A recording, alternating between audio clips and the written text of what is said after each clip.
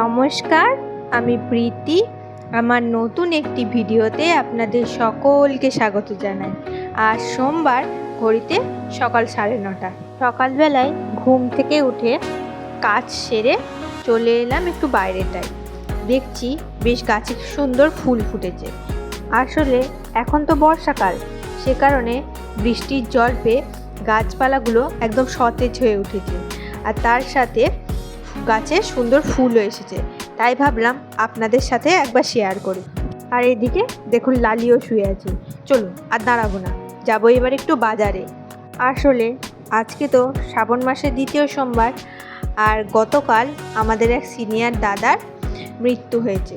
সে কারণে আজকে কোর্টে স্মরণ সভার আয়োজন করা হয়েছে। তো সে কারণে আজকে আমি আর কোর্ট যাইনি। তো ভাবলাম আজ যেহেতু সোমবার রয়েছে, তো সেই কারণে মহাদেবের মাথায় একটু জল দেব। তাই সকালবেলায় বাজার থেকে ফল এগুলো নিয়ে চলে এসেছি বাড়িতে। এবার পুজোর জোগাড় করে মহাদেবের মাথায় জল দেব। আর দাঁড়ান, আপনাদের একটা জিনিস দেখায়। এই যে আমার হাতে দেখছেন, এটা কিন্তু চেরি ফল নয়, এটা কিন্তু এক ধরনের আপেল। দোকানে দেখলাম এই নতুন ধরনের আপেলটিকে, তাই ভাবলাম একটা ভোলেনাথের জন্য নিয়েই যাই। এবার সমস্ত জোগাড় করে বসে পড়েছি পুজোয়। আমার 1 বছর আগে একটি কাজের জন্য মহাদেবের কাছে মানত করেছিলাম। তো সেই মানতটি আর দেওয়া হচ্ছিল না, কর্মব্যস্ত জীবনে যা হয় আর কি। তো কালকে ওই সিনিয়র দাদার খবরটি পাওয়ার পর দেখলাম আমাদের কোর্ট থেকে জানানো হয়েছে ফুল কোর্ট রেফারেন্স হবে না। সে কারণে ভাবলাম যেহেতু আজকে শ্রাবণ মাসের দ্বিতীয় সোমবার, একটা শুভ দিন, এছাড়াও আমার মানতটি রয়েছে, সে কারণে আজকে কোর্ট না গিয়ে এই মানতের পুজোটি দিইনি।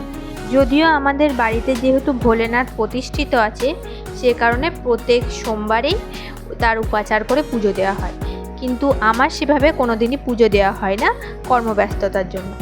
কর্মব্যস্ততা বললে একটু ভুলই বলা হবে। আসলে আমি 1 বছর আগেও খুব একটা ঈশ্বরে বিশ্বাসী ছিলাম না, বলা যায় একটু নাস্তিক গোছেরই ছিলাম। আমার মনে হতো ঈশ্বর তো সর্বজ্ঞানী, তিনি সবই জানেন। আমার জীবনে এত সমস্যা তিনি কেন দেখছেন না? তো সে কারণে আমার তার ওপর খুব একটা বিশ্বাস ছিল না। আসলে মানুষের জীবনে কিছু কিছু সময় আসে না, যে সে সময় যখন সেই মানুষটি সামনের দিকে দেখে, তখন তার শুধু অন্ধকারই চোখে পড়ে। আমার 1 বছর আগে ঠিক এরকমই অবস্থা ছিল। তো দেখুন, সমস্যা ছাড়া তো জীবন হয় না, সমস্যা নিয়েই জীবনে এগোতে হবে। তো তারপরে হঠাৎ একদিন মনে হলো যে আমরা একটি কুকুরকে, সে যদি আমাদের কাছে এসে লেজ না নাড়ায় ততক্ষণ পর্যন্ত আমরা তাকে একটি বিস্কুটও দিই না। এখানে ভগবান কেন আমি তার কাছে কিছু না চাইতেই আমাকে সব কিছু দিয়ে দেবে? তো তারপরে আমি আমার দিদা একটি হনুমান চালিসার বই দিয়ে গিয়েছিল, সেটি পাঠ করা শুরু হলো। তো তারপর থেকেই যে অন্ধকারটি আমি সামনে দেখছিলাম, একটু একটু করে রাস্তা দেখা দিল, আর আমিও সেই রাস্তা ধরেই এগোতে থাকলাম। তো এখন পুরোপুরি যে সমস্যার সমাধান হয়েছে তা নয়, তবে আগের থেকে অনেকটাই ভালো আছি। তো চলুন, হয়ে গিয়েছে পুজো। মহাদেব আপনাদেরও সব দুঃখ কষ্ট দূর করুক। আজ তবে এখানেই রাখি। সকলে ভালো থাকবেন, সুস্থ থাকবেন।